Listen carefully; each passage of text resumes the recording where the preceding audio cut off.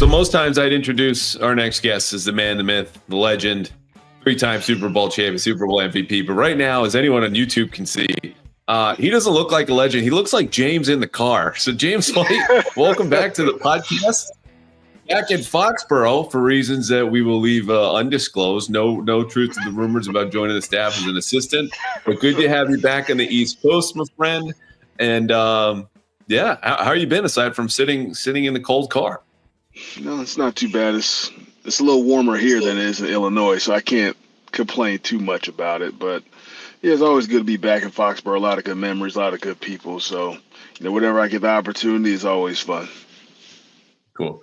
What just struck me is you and I were going back and forth this week as we record Thursday night, and this will be out a little bit later than this. We were talking in Central Time because that's normally how we have to deal with me being in the East Coast and you in Illinois. Is that just where your mind permanently is? Because I think you were texting me back about Central Time when you were in Eastern Time. Yeah, I just wanted to keep it the same. Didn't want to keep switching the time zones for you to make sure so you wouldn't be like, are you sure it's Eastern Time and not Central Time? So I just kept it on, where we started at. That's why I kept saying Central Time. You wisely calculated. My brain cannot handle multiple time zones, and we kept it the same as a wise move by you. It had nothing to do with you. I was just making sure there was no confusion.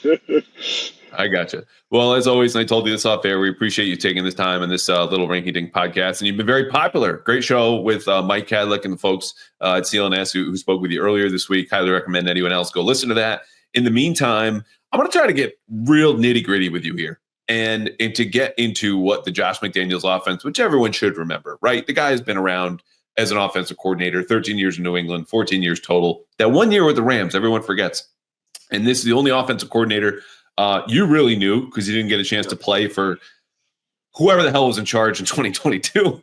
But when you think about the offense that you watched, James, at home and probably shook your head a lot about the last year to what you think you'll see this September running through January, what will be the most dramatic changes when we watch the Patriots play offense under Josh McDaniels again?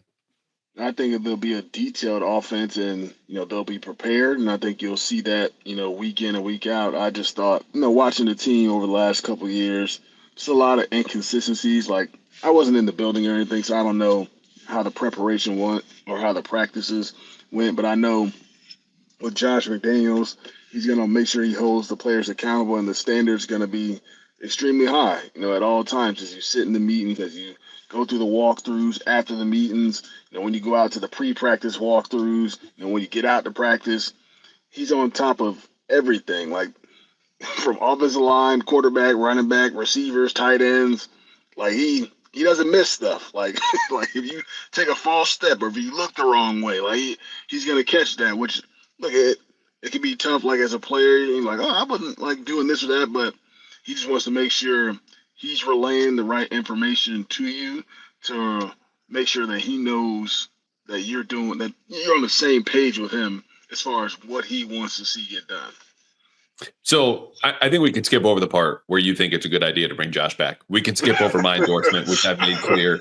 Call it a 9 out of 10. Like, this is categorically good. But what I want to know is, as someone who's lived this and grown in it and experienced it, I think what we'll also notice as a change is the identity shift week to week. Now, that is predicated on the Patriots getting enough talent again in a way that they've not had really the last 3-4 years to go from power running team 1 week, go spread the following week. So when you guys were doing it, let's presume they get T. Higgins, they get, a couple of offensive linemen. There's enough to work with there. And Drake's obviously at the controls. He can do whatever. How did he do that? Like, take us from the meetings, squad meetings, positional meetings, practice, the game, 1 or 2 weeks where you had a very different game plan 1 week with Josh, and he made that completely new the following week, and it worked similarly, if not just as well. I think it just all depended on the defense we were going up against. What were their strengths? What are their weaknesses? Are they good up front on the defensive line? Are they good in the secondary? Are they weak at the linebacker position? You try and figure out, where you want to attack your opponent, and I think that's always his point of emphasis. You want to make them, try and play, at their weakest point. Like if they're not very good against 22 personnel, we'll probably run a lot of that. If they're not good against 13 personnel, we'll probably run a good amount of that. If they're not very good at stopping gap schemes. We're probably going to do a ton of that. Not to say that we won't completely, do anything else, but we want to see if they're able to slow down what they've put on tape they struggle with. So you definitely want to attack their weaknesses, and that doesn't mean like you don't have, same like repeat plays from week to week, because you definitely do. There's a lot of the same stuff. Maybe it's just switching up the personnel group, or maybe moving receivers in different spots, just shifting in motion and getting into it versus lining up in it. Just different ways of doing it. And I think he's always done a great job of, self scouting, like what we've done, so far, what we've done in the past, and just trying to tweak it some to make it look a little different, but it's actually, the same exact thing. So it sounds like almost complicated, but it's not, really too much. There may be sometimes you show up on Wednesday and there's like a ton of new plays on there, and you kind of figure out, what plays look good throughout the week. You may scrap some, you may add some. Sometimes you add some stuff on the sideline. Sometimes you add some stuff the day before the game. It just all depends. And like I said, he literally doesn't stop working, preparing for the game probably until the game actually starts. You know what I'm saying? He's always constantly thinking of how he can attack the opponent, which I think is always really cool. And I think a big part of it too, like when I was playing, we had a lot of veteran players who had played a ton within his system and played a ton of football. So I feel like that was fairly easy to do. Like I'm not sure if he'll have that same type of approach with some of these younger guys. Maybe he will, maybe he won't. I said it's been I said it on Mike's podcast last night. I saw that he's been going around to different college programs and NFL organizations, kind of feeling out what they're doing, trying to learn some new things. So who knows? He may have a little bit of a different approach from in the past, but I just know at the end of the day, the preparation will be there. I know he's gonna do whatever he can to make sure those guys know what they're doing, what the defense is doing, and how they're supposed to attack it during the week. So give me one example. Give me a time. I know he did this time and again, but like one that really stuck out or like wowed you. Like this is a holy shit kind of detail. And whether it paid off or not, you're just going, that's a type of level of nuance that, you had plenty of coaches at Wisconsin, plenty of other coaches around the league, high school, but you go, this explains Josh McDaniels, this one part of his preparation. For me, just like one game plan that always sticks out is in my second season when I really first, started playing after Deion Lewis got hurt. We were playing 2015, we were playing the Jets at home, and pretty sure either Rex Ryan or Todd Bowles was the head coach, and they always send a ton of blitzes and like all that stuff. And then their defensive line was great. Like that was the strength of their team with Sheldon Richardson, was that Muhammad or Wilkerson. in the middle, Muhammad Wilkerson, and then they may even had Leonard Williams at the time too. Or they had like a ton of first round picks up front, and like in the meeting, we like all throughout the week, we pretty much were saying we're not going to run the ball. Essentially, we're not going to run it very much. I don't know what the total of runs we had in that game, but from what I recall, it wasn't very many. We went into the game, kind of anticipating that we would have to, throw it to win. And that requires a ton of blitz pickup for a third down back. Obviously, you're going to drop back and throw it all the time. And I feel like I picked up like 10 blitzes, the entire game, and had like a few catches or a few touches. But just going into that one, just saying like we're not going to do much of this. We're going to do this in order to win, and going out there and doing it. Pretty sure the game was pretty close to. We ended up winning it. But yeah, just us believing in what he put in that week. Just completely almost abandoning the run game and going out there still winning the football game.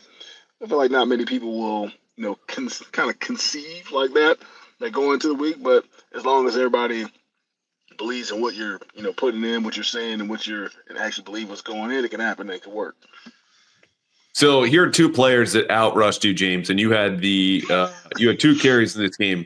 Opposite you, Ryan Fitzpatrick ran for 25 more yards than you did. Yeah. I probably had like 3 catches and probably like 2 carries or something like that. You want to know? Because obviously I'm looking at the box score here. You had 2 carries for 4 yards. Okay. Tom led all of you with 4 carries for 15 yards, one of which was a scramble, and there was a touchdown in there somewhere else. LeGarrette Blount, though, you all of you blew him away. 3 carries, minus 3 yards. He went backwards a good 10 feet. Yeah, that's. But we went into the game. That was the game plan, though. Like, right. That was our mindset, and like I said, we respected what they had up front, and like I said, we put in a certain game plan to win the game, and we executed it well enough to beat them. And like I said, their defense was their strong suit of their team. They had a lot of good players, and like I said, and that was a year we shuffled a ton of offensive line groups all throughout the year. So I would say that wasn't necessarily our strong suit that year. So that's probably a part of why we went in with that game plan too. Yeah, you had total 9 carries, 54 pass attempts. And honestly, I would assume back in the day you weren't running zone reads with Tom or any bash counters. So those 4 carries that he had were probably a few scrambles, which really means this was about like a 56 to 7 ratio pass to run. Those it's were a not great design example. runs. Yeah, there you go. The other thing about that too, when I think about Josh and the last offenses that you've seen, is there's been a lot.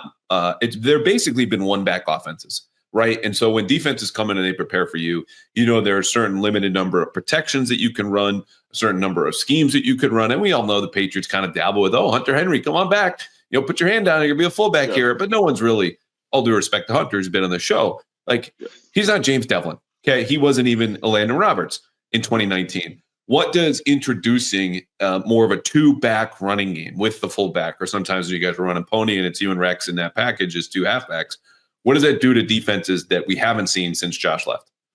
I mean, I know I didn't carry the ball a ton throughout my career, but in college, running behind a fullback a ton. I love running, with the lead blocker. They kind of set the tone. I know offensive line sets the tone too, but having a fullback, they set a tone, for the entire team with their physicality, with their presence. And, in this era of football, not everybody's seeing that from week to week. So it gives them an extra, thing to prepare for.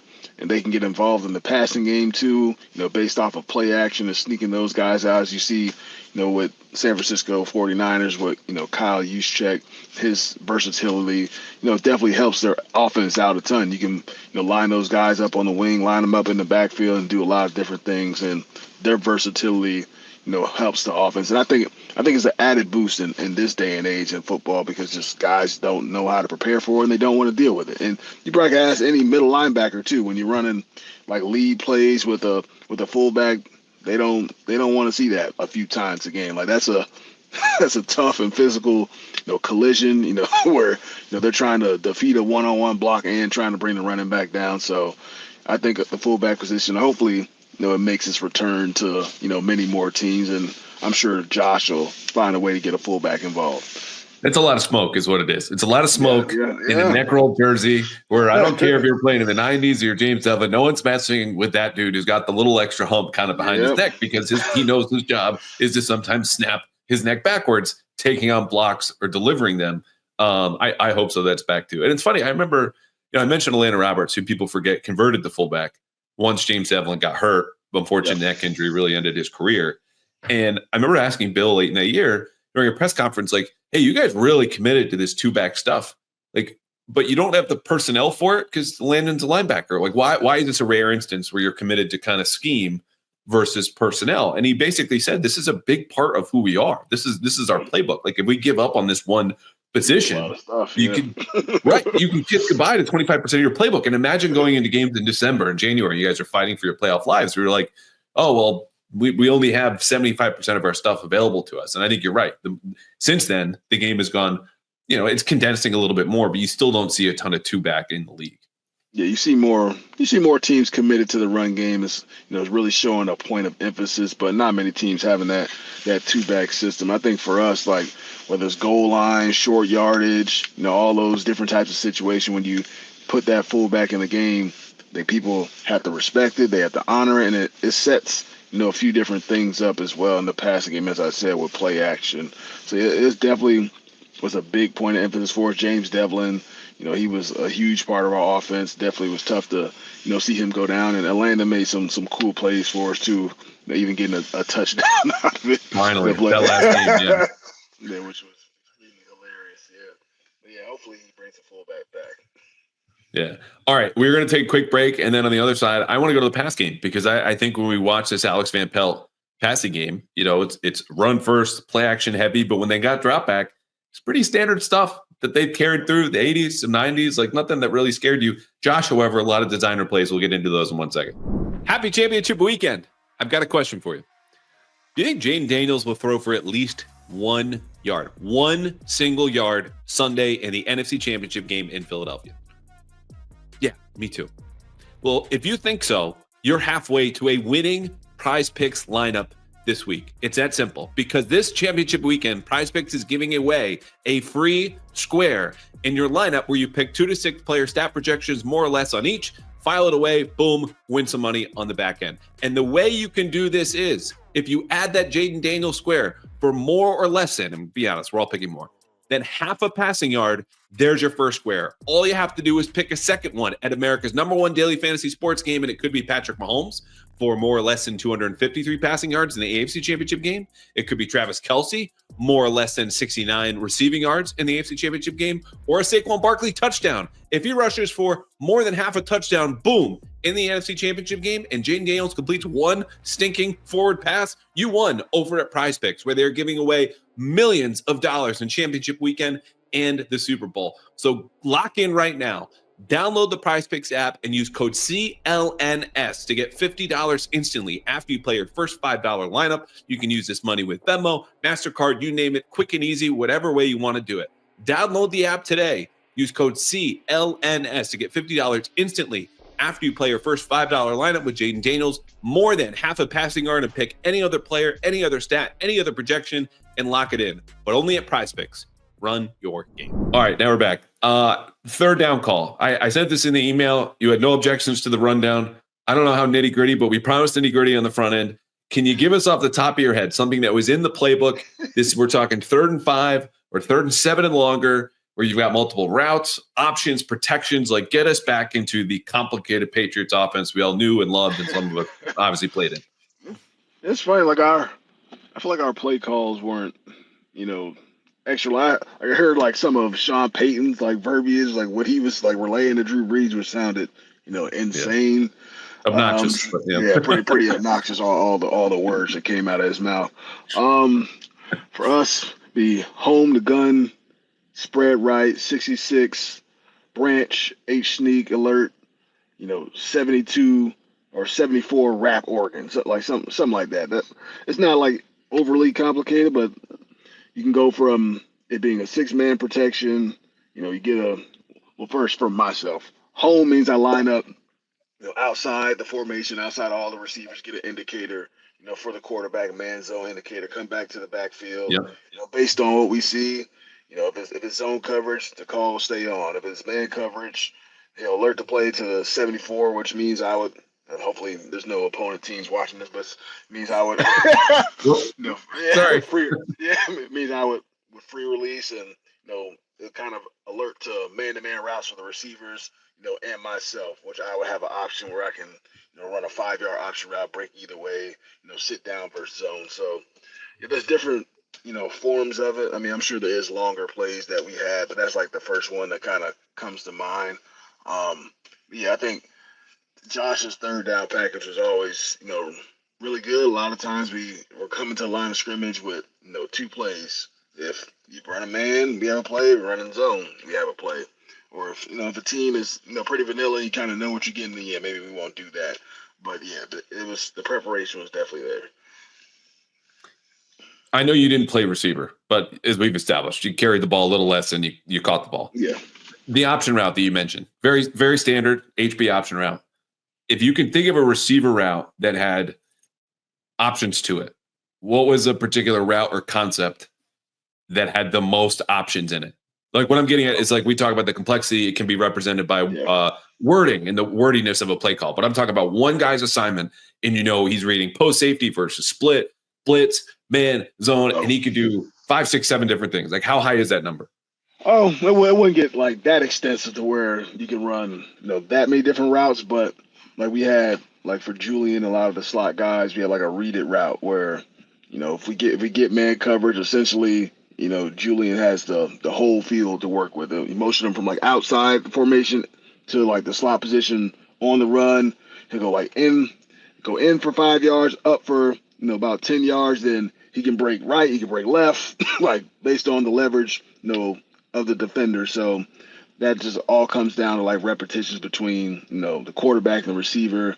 Kind of getting the field. Not all quarterbacks love those option routes because they kind of have to wait to see where the receiver is going to break. I mean, maybe like as you build chemistry, you have a better understanding of where that guy may end up breaking. But I know not all quarterbacks love that.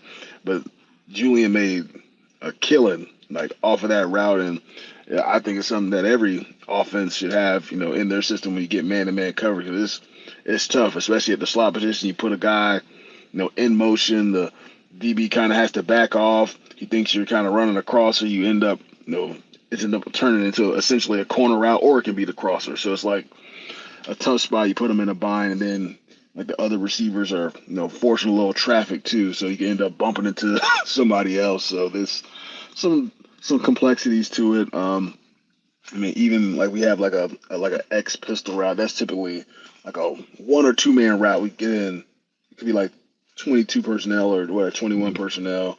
And essentially it's like a 1 man route or a 2 man route. It'd be something. I don't remember all the verbiage, but X pistol to where it's like a Randy Moss route where literally runs wherever he wants and puts his hand up where he essentially the point to the angle where he's running, and Tom would throw it all the way down the field and just make a huge play on it. Those are probably like the 2 routes, and like that man-to-man coverage. That may not even have to be man-to-man coverage. That could be zone coverage, just to where the receiver just steps on the toes of the safety, and whatever way he feels he wants to run or feels like he can beat him, you put your hand in that direction and the ball's going up. That's a hell of a gig. Like we see this in Kansas City, and Travis Kelce just gets to go wherever the hell he wants. And I guess maybe you earn it. Like once you got a gold jacket without wearing it yet. Like Randy, when he got to New England, probably was making it there anyway, certainly after 07. Then he's like, yep, I'm open. Yeah.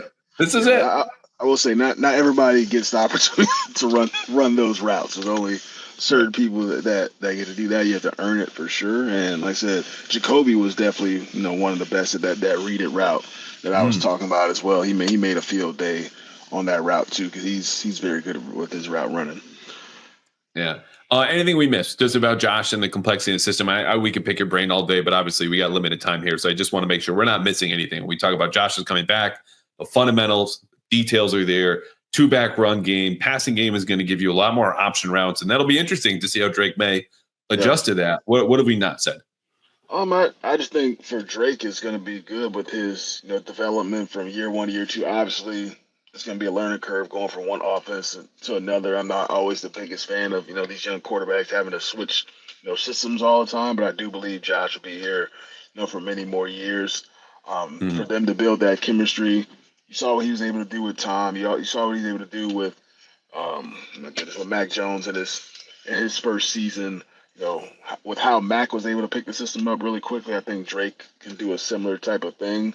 As long as he, puts in the reps and gets those young guys and offensive line, everybody on the same page, I think he'll just learn to have even more command, over the entire offense, be able to make checks, make mic points, know where the weaknesses are in the play. If you get a certain look, have an audible or in your mind that you can get to based on what you're seeing.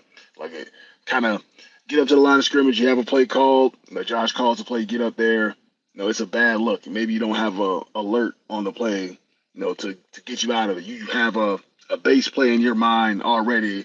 Kind of a safe play. It's like, all right, we're just gonna check to this to kind of get us a little bit of a breather play, get a couple yards, instead of creating a bad play and just forcing the play and running it just because Josh called it. And maybe he won't have that in year 1, but as he kind of goes on and gets more comfortable with it, you start to become more of a well-rounded player, learning not just what you have to do, learn what the defense is trying to do, and knowing when you have problems. Yeah, there are so many backup quarterbacks I talked to when you were playing and since you left, or really just since you left, because that's when Josh left too, that just loved his system so much because they felt like they had all of the answers. And this is something that's been verbalized before, but like what you're talking about, hey, if I don't have a look, there is a play, there is a concept we have with options off of that to alert or check to that no matter what you throw at us, theoretically, and this doesn't always happen, Yeah. but if we have the marker last on the whiteboard, which you do often because you control the snap count, then you can still beat it. And I think that's something that has been missing, frankly, the last few years. And it's not always the right philosophy, but does that resonate? Yeah, it definitely resonates. There's always, something you can get to. It doesn't have to be some crazy play. It could just be a very basic play that you did on day one of OTAs or training camp that can work against man coverage. It can work against zone coverage, and you have a couple options. If it's zone coverage, I'm working this side. If it's man coverage, I'm working this side. You know what I mean? It's just kind of, I know I hear Tom talk about all the time, like in his podcast before he took over with broadcasting, just like some of these quarterbacks in the league, the coach calls a play, they're just going to run it regardless. They're not, really trying to figure out, it's just actually, going to work based on, what I see, pre-snap. It's like, if we have a man play called and you clearly see, a zone coverage and you don't have an answer to that play for zone coverage, why are you running it? Don't snap the ball. Call something else that can, get you a few yards that you trust and believe, to where you don't have to just hold the ball and, try and force something and create something. So that's kind of the evolution of a lot of young players, and they have to get confidence with that too. The more they, see defenses and get a feel for the game, I think that all comes with it. All right, we got a few more for you. Let's start here. Your chief of staff, congratulations. You walk into this, whatever this is, ambush Thursday night, Foxborough paid appearance. They're giving you a job. You get to hire a couple of coaches or make some suggestions. Cloning Scar and Ivan, or bringing them to the Fountain of Youth, is off the table. Who would you like to see fill out Josh McDaniels' staff? Who would do a good job? It's kind of tough because me, I'm only familiar with for the most part, the coaches that have coached me. So obviously, I would love to see Nick Kelly come back and coach the offense in some aspect. Chad O'Shea, he was a great receivers coach, very detail oriented. I always give him a ton of credit because he was a red zone guy. We helped design the red zone plays when he was here. So he helped dial up a lot of good plays for me, helped me score a ton of touchdowns. So I'd love to see Chad O'Shea come back. And I saw rumors of Thomas Brown potentially joining the staff too. Some familiarity there. He took over as a running back coach at Wisconsin the year after I left, so I got to talk to him and meet him a couple times. I know he coached Sony Michel, I'm pretty sure, at Georgia too at some point. So I know he's been a good coached some really good players. Obviously thrown in a tough position, I'm sorry the light went out there, but thrown in a tough position, taking over as the interim head coach for the Bears. But I thought he did a good job trying to help Caleb Williams settle in his rookie season. So, yeah, I think he'd be a good guy to add as well. All right, one more quick break. We got two more for James. We'll get him out of here. Okay, so I know most of you still remember. It's only been about 5 years. The Patriots playing playoff football, the best of the best going head-to-head. That's what January and February is all about. I don't know when the Patriots will be back, but I know if you want to make lifetime memories, whether it's the NFL playoffs or later on this year, the NBA playoffs or the NHL playoffs, or you want to even go to a March Madness game, there's only one place to go. It's Gametime, the best secondary ticket marketplace you will find for one simple reason. They have a lowest price guarantee. And I use this, as you heard me tell you before, to make lifetime memories with my wife out in London. Went to the game with one of my best friends. Granted, he was a Jags fan. Nothing you could do about that. But the point is, I went to Gametime because they gave me that lowest price guarantee. Plus, as I was picking out tickets for them, they gave me a seat view right there, what it was like to be in Wembley Stadium. And you could do this even if you want to go to the Super Bowl. Find that exact seat. What's your view? Compare it to another one. But only at Gametime, where you get not only the seat view and the lowest price guarantee, but Gametime picks, where they give you all the best deals right up front, all in pricing. You don't even have to go searching for all these different deals. It's just the best of the best right there. You can find your tickets and go to the Super Bowl or any other event in less than 60 seconds. So what are you waiting for? Download the Gametime app today. Create an account. Use code CLNS for $20 off your first purchase in these lifetime memories. Terms do apply. Again, just create an account. Use code CLNS for $20 off your first purchase. Download Gametime today. Last minute tickets, the best tickets, the lowest price guaranteed tickets to any game, concert, show, playoff, or regular season. Guaranteed. What time is it? Gametime. All right, back again.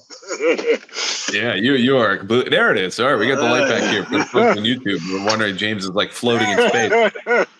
Oh, man. So I got bad news for you. Nick Caley, it seems like, is going to interview for the Jets offensive coordinator job. So I don't think you carry the same vitriol in your heart. I know you and I have discussed this, how much Bill, to the bitter end, hated the Jets, Jets. He might be across the way. We'll just have to see and deal with that when the time comes. But let's talk about the new head coach, Mike Vrabel. Okay, you went head-to-head with him twice on the field.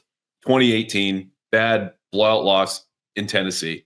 And a game that no one really played that particularly well. Obviously, the wild card game, Tom's last game here in New England.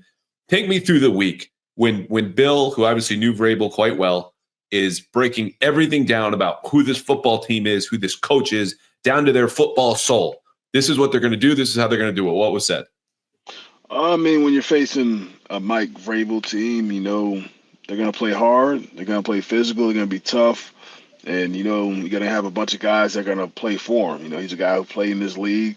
He's a guy who had a ton of success in his league. He's coached at the college level. I compete against him, there as a coach at Ohio State, all the way to the NFL with the Texans and with the Tennessee Titans.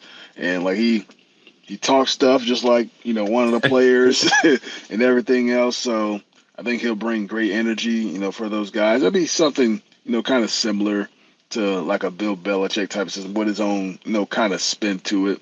He's going to have those meetings to where, those guys are knowing their opponent and everything like that. So, yeah, when you're facing a Mike Vrabel team, they're going to be detail-oriented, and it's going to be a physical football game. So I think, and I saw with Terrell Williams, too, with, kind of his point of emphasis, I want violent players. And that's, like I said, I think that's the type of system that I believe that. That's what they're going to be, all about. Not to say that everybody's going to be the most physical person in the world or anything like that, but they're going to have a bunch of guys and try and find guys that fit, that mold. So, and I think it's good because especially this year we lacked a ton of physicality at the point of attack. So I think that point of emphasis will be really good for this team. I remember 2018, they got you with some cross dogs.